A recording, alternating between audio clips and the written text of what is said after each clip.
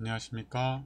오늘도 요한복음 2장과 시대소망 16장에 있는 말씀을 계속 살펴보겠습니다. 오늘은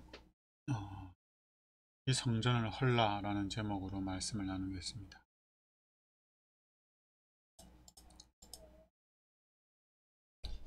성전에서 쫓겨난 제사장과 간원들은 예수님에 대한 두려움이 사라지고 마음이 진정되자 다시 성전으로 돌아오게 됩니다.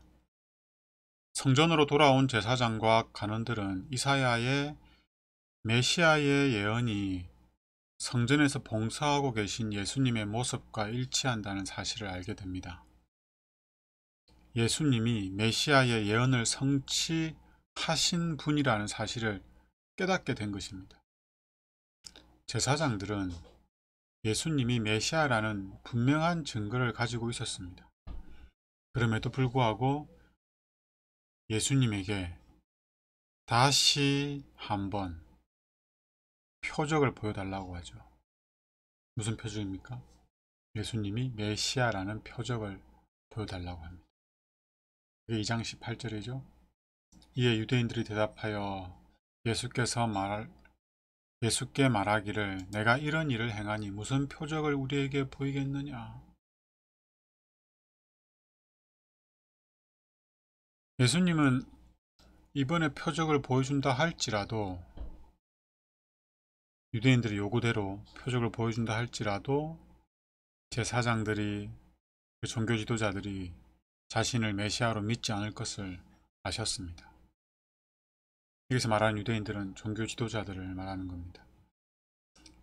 표적을 보고서 예수님을 구주로 믿을 거였으면 이미 그들이 목격하게 된 그 표적을 통해서 예수님을 메시아로 믿었어야 했습니다. 이들에게는 예수님을 메시아로 믿을 표적이 필요한 게 아니라 예수님을 거절할 명분이 필요했습니다. 표적을 보여달라는 이들에게 예수님이 다음과 같이 말씀하셨습니다. 19절입니다. 예수께서 대답하여 이르시되 너희가 이 성전을 헐라 내가 사흘 동안에 일으키리라. 예수님이 말씀하신 성전은 두 가지 의미로 사용되었습니다. 유대인들이 자랑스럽게 생각하던 예루살렘 성전, 그리고 예수님의 몸을 일컬어 성전이라고 말씀하셨습니다. 그 사실을 21절을 보면 알 수 있죠. 그러나 예수는 성전된 자기 육체를 가리켜 말씀하신 것이라.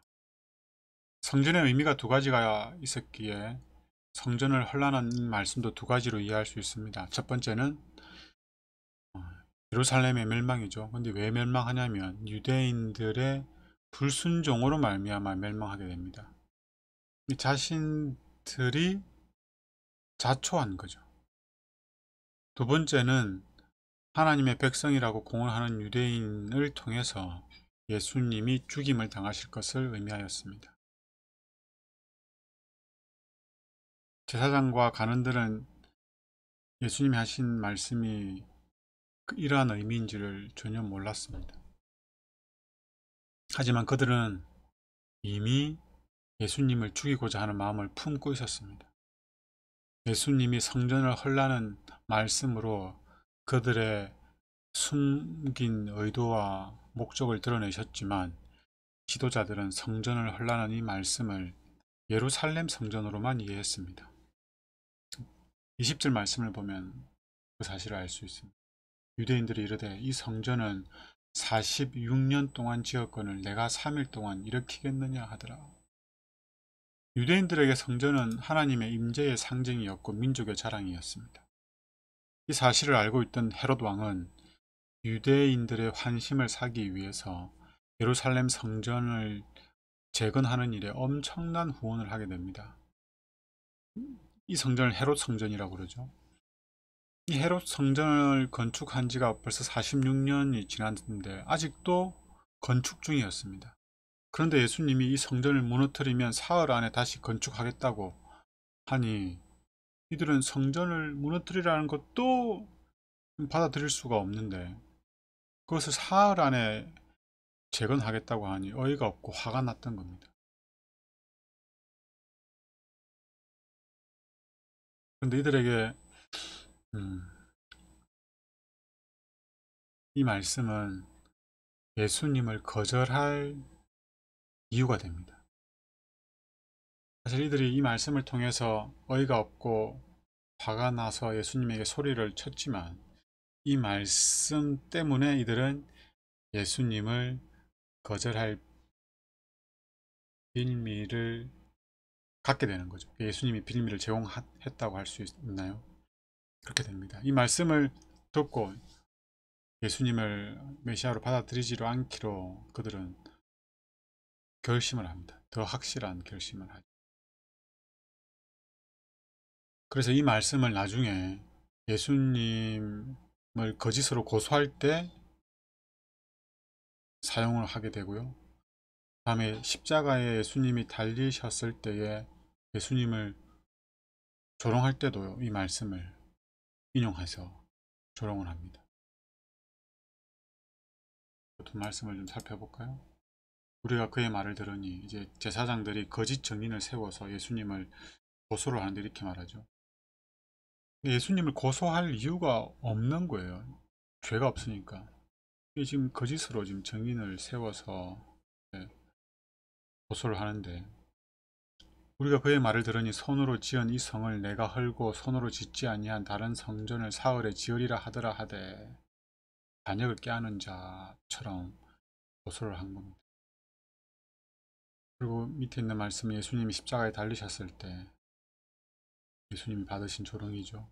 지나가는 자들은 자기 머리를 흔들며 예수를 모욕하여 이르되 아하 성전을 헐고 사흘에 짓는다는 자여 내가 너를 구원하여 십자가에서 내려오라 하고 이렇게 유대인들은 자신들이 기다리고 기다리던 메시아가 오셨지만 그 메시아를 거절하게 됩니다. 다른 이들이 아니라 하나님을 믿는다고 공언하던 그들이 하나님께서 저들을 구원하기 위해 보내신 예수님을 십자가에 못 박은 거죠. 예수님이 죽음과 동시에 예루살렘 성전, 그 성전의 휘장이 위와 아래로 찢어지게 됩니다.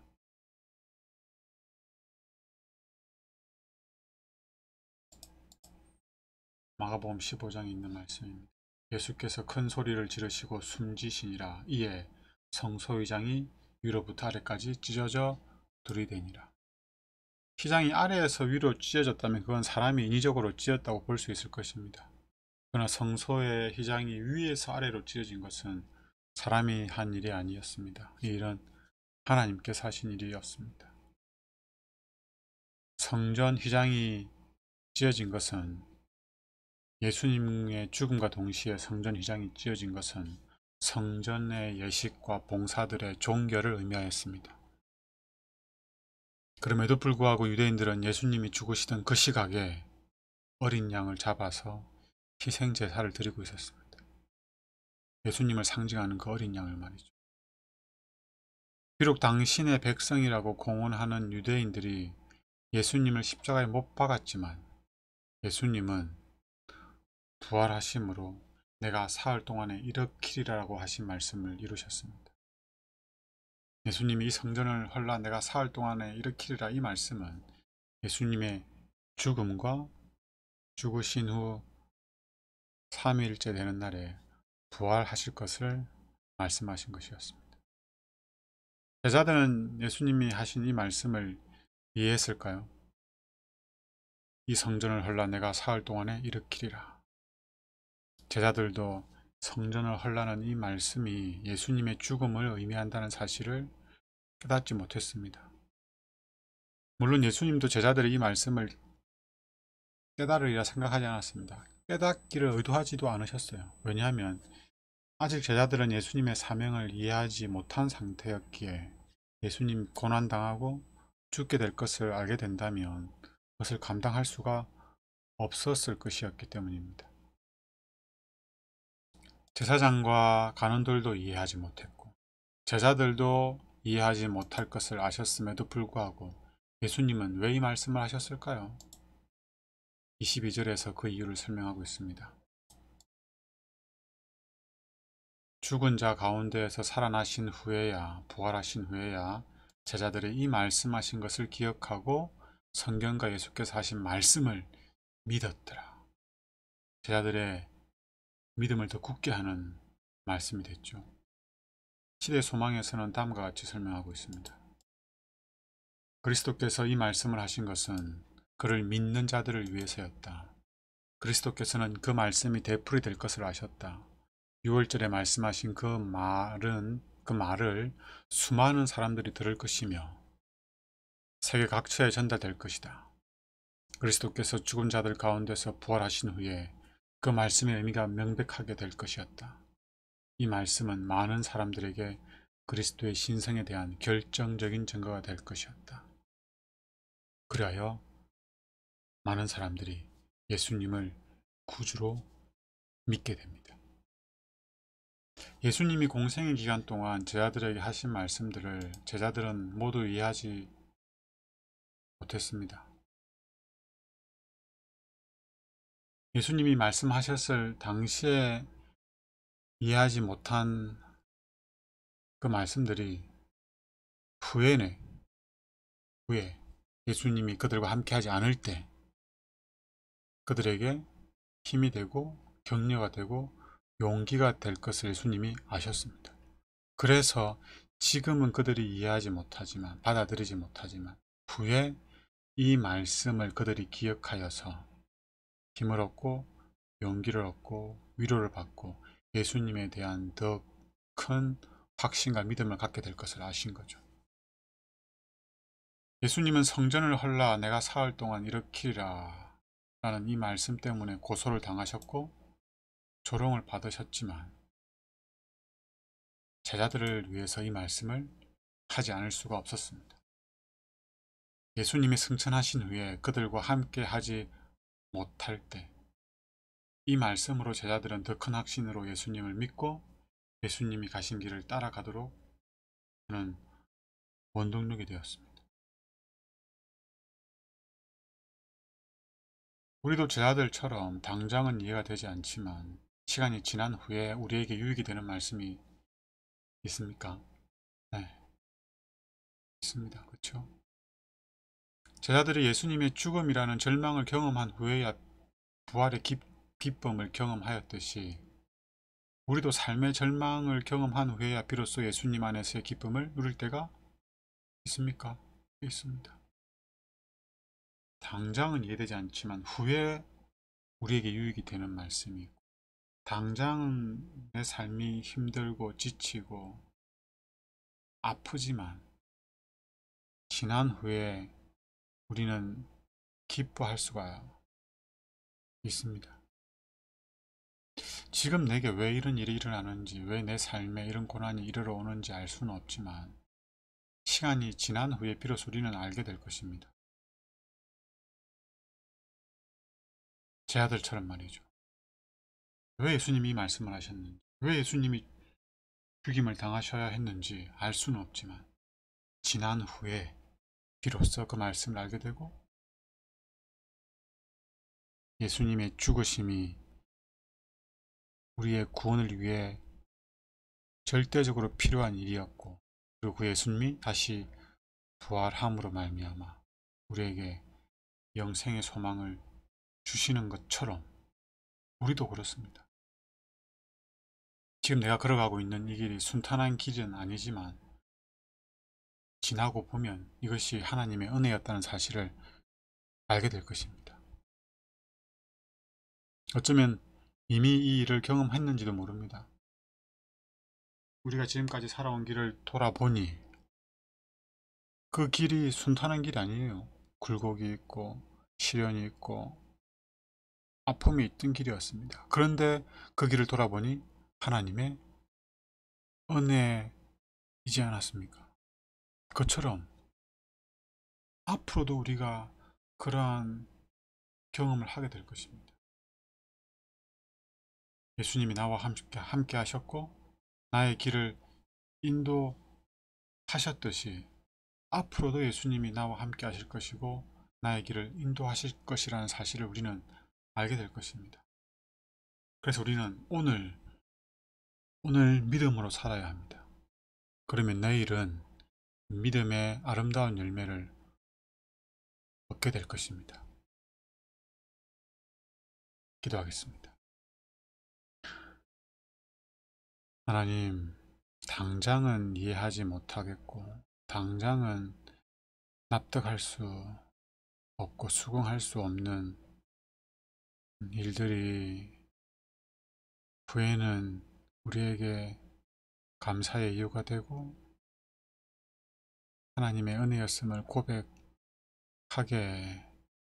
되리라는 믿음을 갖기를 원합니다. 주님, 제자들이